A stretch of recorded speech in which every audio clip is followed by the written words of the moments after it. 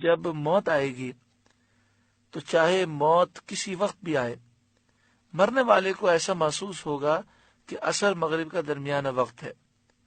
تو اس وقت اگر تم کھانے پینے کی عادت نہیں رکھو گے، موت کے وقت کھانے پینے کی طرف تمہارا دھیان نہیں جائے گا، اس وقت کلمہ طیبہ اور ذکر کی عادت رکھو تاکہ تم یہ سمجھو کہ یہ وہی وقت ہے اور تم ذکر کی طرف جاؤ۔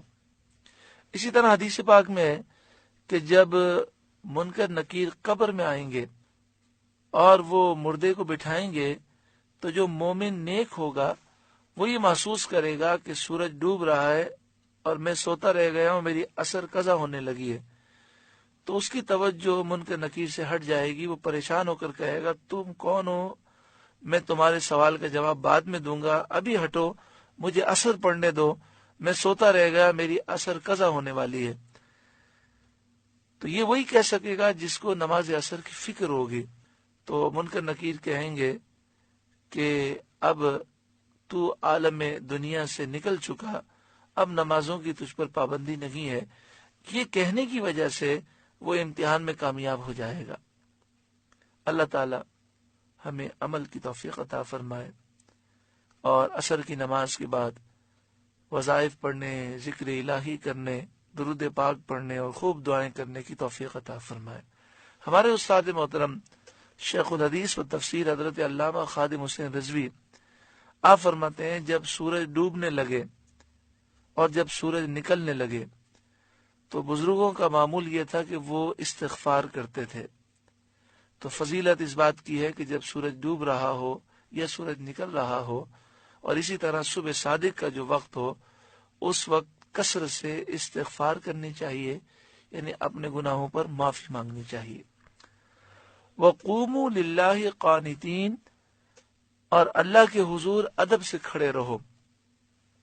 بخاری شریف کتاب التفسیر باب قوله وقوموا للہ قانتین، عن زید بن ارقم رضی اللہ تعالیٰ عنہ قال، حضرت زید بن ارقم رضی اللہ تعالیٰ عنہ سے روایت ہے، آپ نے فرمایا کننا نتکلم فی الصلاۃ، ہم نماز میں پہلے باتیں کیا کرتے تھے، یکلم احدنا اخاہ فی حاجتہ، ہم میں سے کوئی اپنے بھائی سے نماز میں گفتگو کرتا۔ ایک دوسری حدیث پاک میں اس طرح ہے کہ جب کوئی نماز میں شامل ہونے لگتا تو جو لوگ نماز پڑھ رہے ہوتے ان سے پوچھتا کہ کون سی رکعت ہے، تو وہ نماز کے دوران گفتگو کرتے، سلام کا جواب بھی دیتے، لیکن نمازیں ٹوٹتی نہیں تھیں۔ حتی نزلت هذه الآیہ، یہاں تک کہ یہ آیت نازل ہوئی، حافظوا علی الصلوات والصلاة الوسطی وقوموا للہ قانتین، یعنی فرمایا گیا کہ اللہ کے حضور ادب سے کھڑے رہو۔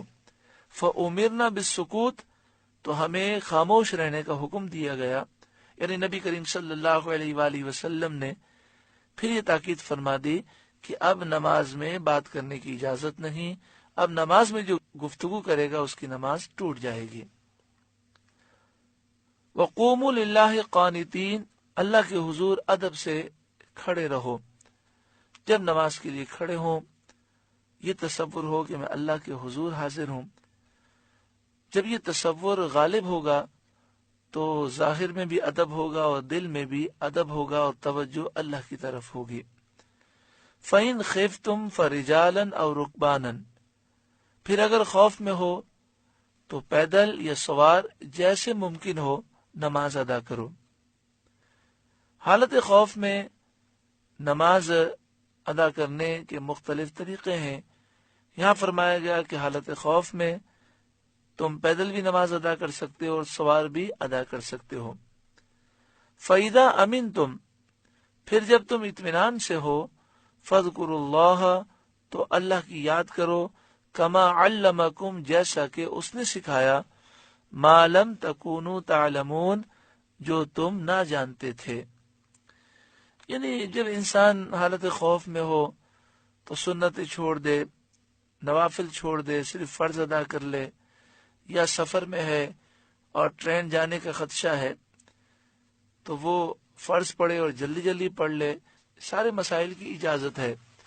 لیکن جب آدمی اطمینان سے ہو، فرائض، واجبات، سنت موقدہ، سنت غیر موقدہ اور مستحبات کے ساتھ نماز مکمل خوش و خضوع سے ادا کرے